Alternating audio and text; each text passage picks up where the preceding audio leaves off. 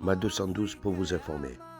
Celui qui arme une milice pour affaiblir son voisin s'enchaîne lui-même à l'instabilité qu'il prétend maîtriser. Qui a été désigné comme champion de l'Union africaine de la lutte contre le terrorisme et qui est devenu ces dernières années champion de la promotion du terrorisme et exportateur de terroristes.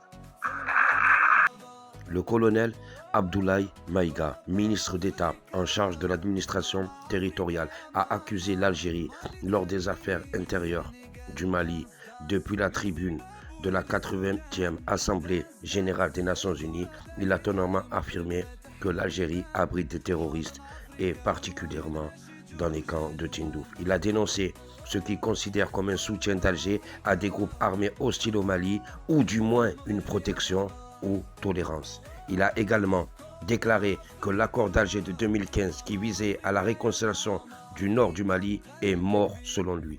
Le Mali condamne fortement cette agression et a saisi la Cour internationale de justice à cet effet. Un communiqué malien du 6 avril 2025 au sujet du drone abattu accuse l'Algérie de parrainage du terrorisme international. Dans ce même communiqué, Bamako affirme que le régime algérien serait exportateur du terreau au Sahel et que l'Algérie sert de base arrière aux groupes armés terroristes.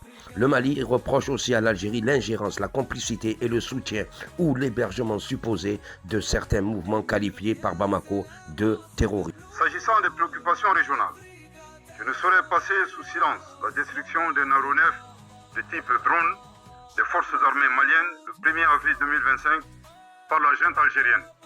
Les accusations maliennes contre l'Algérie, soutien direct ou indirect au terrorisme, attaques planifiées depuis le territoire algérien, instrumentalisation politique, une stratégie algérienne de déstabiliser ses voisins.